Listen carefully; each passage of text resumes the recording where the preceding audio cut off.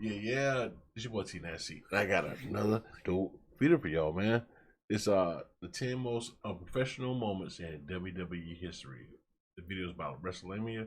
Link will be in the description. Y'all go check them out. They do great content over there. Without further ado, man, make sure you like and subscribe. Leave your boys some comments, and let's go and get to this reaction. The professionalism of pro wrestlers in WWE is come into question on numerous occasions. Wrestlers are prone to acting in a way which is completely unprofessional, and this can range from poor behavior to outright walking out of the company due to creative and personal differences. Join us now as WrestleMania looks at 10 of the most unprofessional moments in WWE history. Hey. Number 10, Hardcore Holly goes too far. One of the more infamous... Dog, from what I understand, from what I've seen, Hardcore Holly is a menace to society, bro. Just giving it bad now, bro. Like, Hardcore Holly, he has to, I swear he wore black Air Forces, bro. He was a menace, bro. Like, he used to beat people up, bro. Like, dog, this is all, we all know wrestling is a stage in a bit, but he used to actually put the hammer down on people, which is crazy, bro. Like, just imagine you working a live show, or you working a premium show or whatever, bro, and this dude is actually whooping you. And what you gonna do? Like, stop the show and like, hey, bro, you hit me too hard. Like, you can't do that because you gotta be professional, bro. So Hardcore Holly, yes. Famous moments of the third season of Tough Enough revolved Like, around what would you do? Holly. Holly is let me know in the comment section, bro. What would you do if you're a professional wrestler, bro, and it's your like you being like, listen, like, you're on a live show and this dude is just whooping you? What would you really do? Would you like straighten him right then, like, hey, like, back up off me, like, tighten up? What are you doing? Like, would you straighten him right there? If it was you, risking a lot of money because this dude's being stiff with you in the ring, what'd you do? What would you do? Always had a reputation Let for me taking know, bro, wrestlers way too seriously, and this was on full display. Because me personally, I think I had to get Hardcore Holly the hands, during bro. one of the episodes, Holly, who was a trainer on the show, decided to lay into contestant Matt Capitelli with legitimate kicks and punches. Capitelli was left with cuts and bruises, and it was even claimed that he was even knocked out following his exchange with Holly. Hardcore Holly would later claim that he needed to teach Capitelli a lesson in respect, but Holly went too far, and this act completely derailed any support he had from the fan base. He would have showed me how relations for WWE, Jim Ross, would reflect on the unfortunate incident during his episode of Grill and JR. This is what the legendary commentator had to say. It was an unnecessary situation, and it got Bob the wrong kind of heat with a lot of people. The bully thing was not selling well. It should never sell well. Bully, there's no place for it.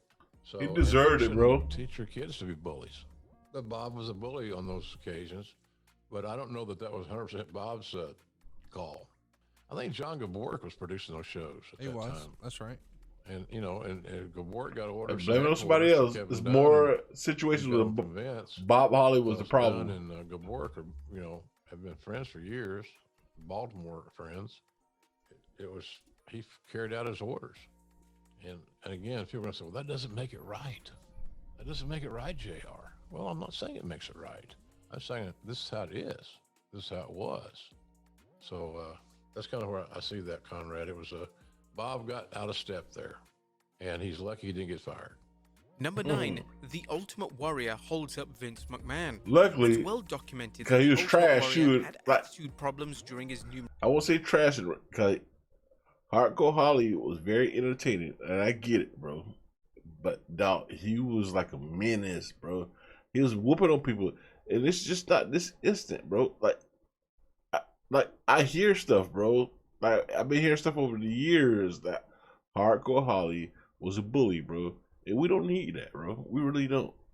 Numerous WWE runs. In July of '91, Warrior sent a letter to Vince McMahon stating he wanted $550,000 for performing at WrestleMania 7, a guaranteed number of working days, and a higher percentage of merch sales. Warrior would also add that the figure was fair and that he meant more to the show than Hulk Hogan. It kind of was fair. No choice but to accept, because Warrior was set to be in the main event of the annual SummerSlam event. But following the show... Last time pausing, but I get where Warrior was coming from. Because, like, what? The WWE at the time was profiting?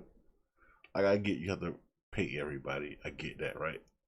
But you selling out arenas and you selling out pay-per-views, bro. That's a lot of money, man. So I get what, and these wrestlers still underpaid. Like, if you think about it, like, these dudes are probably more popular than NFL players, bro. And NFL players are making a killing right now, right? But some of the biggest stars are getting like these like 1 year deals, like $1 million. Like, yeah, like me, I said like $1 million is a lot, bro. But these people are famous. And $1 million ain't nothing compared to what the NBA, the NFL, and the soccer players are getting paid, baseball players are getting paid, and they're probably more famous than them. You know what I'm saying? Now, like some of these wrestlers are household names, bro, and they get paid like shit. $1 million a year ain't nothing, especially when the company is making billions. So, like, I'm all for wrestlers getting paid. The thing about it is, though, like, if wrestlers hold out, hey, Vince don't care. If you hold out, see you. You know what I'm saying? Unless you like a John Cena or Brock Lesnar or a Rock or a Stone Cold. You know what I'm saying? Warrior handed a letter to say that he was suspended effective immediately. In the letter, McMahon stated, "You threatened to stay at home, thereby not appearing at Titan's major summer pay-per-view event, SummerSlam. I had no choice but to accede to your exorbitant demands. This was a serious mistake on your part." Warrior's 1996 run was also problematic. That's what I'm saying. Vince don't care. Like, oh, you want this much? This led to WWE I don't need you. terminating Warrior's contract. Warrior would initially Exactly. claim that his I father don't need passed you. away, but McMahon would claim that Warrior was never close to his father. Warrior would then later state that there was a breach of contract. Well, straight tell you, I don't need you. Showing numerous events. That's why wrestlers are underpaid. Sasha Banks and Naomi walk out of WWE. Seemingly out of nowhere, news broke in May of 2022 that Sasha Banks and Naomi had walked out of WWE. Banks and Naomi were reigning women's tag team champions, and due to creative differences, they decided to walk out before a Raw show and haven't been seen since. It was reported that WWE wanted to plant the seeds to split the duo up, and they were going to advance towards a Naomi versus Bianca Belair and a Banks versus Ronda Rousey program. Banks and Naomi believed that WWE were mistreating and not respecting the women's tag titles, and that's ultimately why they decided to leave. A few hours after the walkout, WWE went into damage control and issued an official statement. When Sasha Banks and Naomi arrived at the arena this afternoon, they were informed of their participation in the main event of tonight's Monday Night Raw. That was a good thing, bro. I doubt they walked out because of that reason, bro. Office with their suitcases I heard that before, bro. I doubt that was the reason.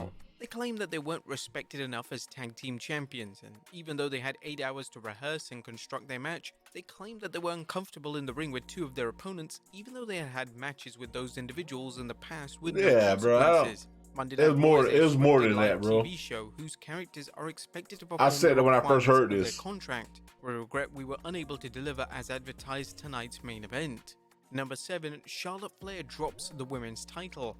In October of 2021, WWE booked a bizarre segment in which Charlotte Flair and Becky Lynch exchanged their respective titles. Flair was reigning Raw Women's Champion, while Lynch was the reigning SmackDown Women's Champion, and due to both women being drafted to alternative shows, a title swap was ordered.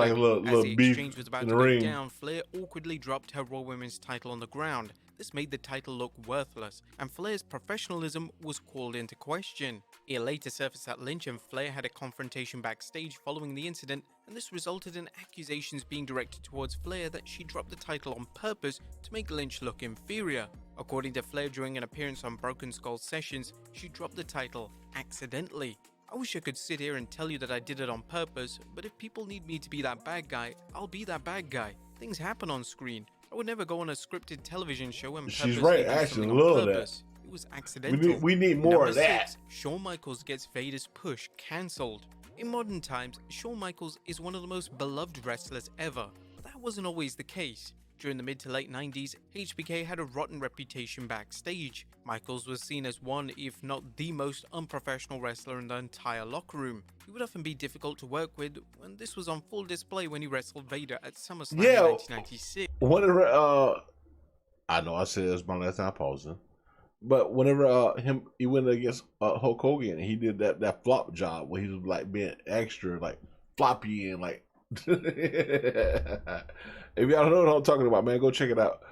Shawn Michaels flopping with Hulk Hogan, bro. Check it out, bro. It's hilarious. This was the infamous match in which Vader messed up a spot, and instead of acting with professionalism, HBK kicks Vader right in the face. He would later use his backstage influence to get Vader's push squashed, and due to him being one of Vince McMahon's biggest stars, McMahon took everything HBK said as gospel. He did a number of things during this time period that crossed a line, and a full documented video could be published outlining just how unprofessional the WWE Hall of Famer was during the 90s. We need a documentary like that, though. Michaels' old self resurfaces.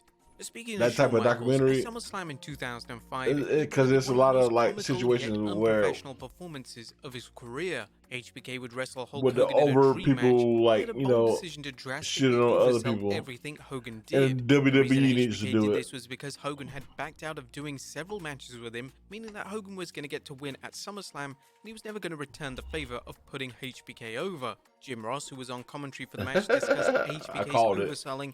This is what he had to say. I thought Shawn took some liberties. I thought Shawn was a little light-hearted and being a wise ass at times in that situation. But my God, how Shawn to get in trouble for this is crazy, bro. That reflects negatively on him, and that certainly would have. I thought the match was pretty damn Shawn good, was never that big to get away with some shit like that, bro. John Cena gets a match finish changed. The professionalism of John Cena was called into question in the summer of 2010. Cena led Team WWE to take on Team Nexus at SummerSlam, and the intended finish of the match was supposed to see Team Nexus win. This would have presented Nexus as the credible threat in WWE and would have hopefully created some new main event stars. Cena made the bold and brazen decision to go to Vince McMahon before SummerSlam to get the match finish changed. This was a terrible misjudgment on behalf of Cena. I know I said we're gonna pause again, but bro, Cena literally killed all those dudes' careers, bro. And he didn't even need to do that, bro, because Cena was gonna be the guy no matter what, bro. And they blame it on the whole cookie killer image that Cena, reason why fans hated Cena. No, it was stuff like this. And the Nexus was over, bro. They was like the top heel faction of all time, bro. Like they was actually cooking, right? And when don't kill me in the comments and said like, oh no, they wasn't the top heel. No, bro. If it played through like it was supposed to, bro, listen. Now the Nexus would have been the greatest heel faction of all time, bro. They was just that good, bro. And Cena beat them by themselves, bro. It was Cena. And bro, that's one reason why people hate Cena, bro. As fans, we know, we understand. Like, you know what I'm saying? Come on, man. You can't be a superhero all the time. You gotta get your ass whooped sometimes, bro. And Cena would, at that point, Cena would have been fine, bro. Cena didn't need to do that, bro. Like, Wade Barrett should have been a WWE champion and a Hall of Famer, bro. And unfortunately, he probably won't be. Maybe they put his career together with his commentary and shit. Maybe, right? Then you had like David Otunga, or whatever his name was. He was instantly out of it. Like he lasted what, another year or so, and he was out. Then Heath Slater was a jobber, and then bro, I think the only person that made it out of there was Wade. The two people was Wade Barrett and Bray Wyatt. No, they ruined those people. They ruined them boys because of that, bro. Like Heath Slater went to being a jobber and doing the whole 3MB thing, and Heath Slater could have been great. They ruined a lot of people when they made this move right here when Cena squashed Nexus. And I'm sorry, I said I won't pause anymore, but as it just portrayed him as completely egocentric. Everyone knew that Cena had made the wrong call. That's why they hated him, bro. WWE's top guy, so he had a ton of influence. In recent years, he's spoken out about how he regrets in getting the match. And Wade Barrett had like great stuff, man. Selfishness and a terrible finisher. Number 3, JBL legitimately punches the Blue Meanie. Throughout his career, JBL has had a number of accusations thrown his way regarding his conduct. Numerous ex-WWE stars honestly, with Triple H at him, I don't think that's gonna happen anymore. In 2005, hopefully, during the brawl between WWE and ECW's wasted great talent because of it, though, man. JBL targeted the Blue Meanie in a brawl. Meanie would appear with a bloodied face, and it was clear that JBL had maliciously hurt the ECW star. According to Meanie, he believed that JBL wanted to hurt him for criticizing him online. However, JBL said that he was giving Meanie a retaliation blow during the brawl, yet it was rather suspicious that JBL had no cuts on his face whatsoever. Number 2. I'm a JBL fan, so I'm not. Pro wrestling is incredibly difficult to master. Things can go easily wrong. When things go wrong in a match, fan, bro. It's important that wrestlers remain messed up with the Blue Meanie, but I would be a fan. Unfortunately, in early 2010, Randy Orton expressed blatant unprofessionalism during a triple threat match with Kofi Kingston and John Cena. During the end of the match, Kingston was supposed to be pinned following a punt kick from Orton, but Kingston rose to his feet, meaning that Orton wasn't able to execute the dreaded kick. An outraged Orton then hit an RKO and he yelled, Orton's reaction was completely uncalled for. Whilst Orton's reaction was drastic and no doubt unprofessional, he was remotely reprimanded. Instead, WWE lost faith in Kingston and he would be moved drastically down the card. And number 1, Stone Cold Steve Austin walks out. Wrestlers walking out of WWE due to creative differences isn't exactly a rare occurrence. It's happened half a dozen times throughout WWE history, and whilst each case is different, arguably the most notable was when Stone Cold Steve Austin walked out of WWE in 2002. Austin was having a weird 2002 as he was being booked in meaningless feuds and he was not being presented as the absolute megastar that he was. Then when Austin was booked to lose to Brock Lesnar in a King of the Ring qualifier on Raw, Austin said no thank you and decided to not show up for the match. Vince McMahon and even JR would publicly berate Austin for his unprofessionalism, whereas fans were split on Austin's decision. The popular discourse at the time was that Austin should have shown up for work, but Austin's logic that a huge match such as he and Lesnar should have been built up massively. Austin himself later in years has outright stated that he regrets how he handled the situation, which ultimately deserves a ton of respect. But there you have it, folks, 10 of the most unprofessional moments in WWE history. I mean, it's all about egos, man. But listen, it's a lot of people that got ruined because of unprofessionalism. Dude, like, let your boy know in the comment section if I need to do a wrestling podcast, because I got a lot to say. I got a lot to say about the WWE and the product over the years, bro. It's hard to fit everything I want to say in one video, bro, without going off on a little tangent. So let your boy know, do I need to do more WWE content? So y'all can hear my opinion about this stuff. I gotta like, dude. I got a big opinion about everything, bro. I might do that too, man. I might turn this into like a straight WWE thing, bro. Because I have a lot to say, bro. I've been watching the product since I was a kid. So without further ado, man, let your boy know in the comment section what y'all think. Should I do it or should I not? Not necessarily a podcast, but do more WWE content. Without further ado, make sure you like and subscribe. It's your boy T Nasty, man. How's your boy? And I'm out.